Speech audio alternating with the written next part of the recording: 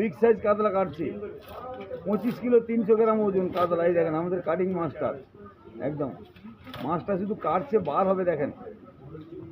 আরে জলে জ্যান্ত, একদম জ্যান্ত এসেছিল মাছটা। এই দেখেন, দেখেছেন মাছের কোয়ালিটি, দেখেছেন মাছের মাথাটা শুধু দেখেন, 3.5 কিলো 4 কিলো ওজনের মাথা। তারপরে এই যে কাটছে মাছ, কাতলা মাছ। আর এই যে পুঁচো চিংড়িও সাফ করে দেওয়া হচ্ছে আমাদের। এই যে দুজন আছে সাফ করার জন্য, মহাদেব বাবু আর আমাদের বাদল বাবু।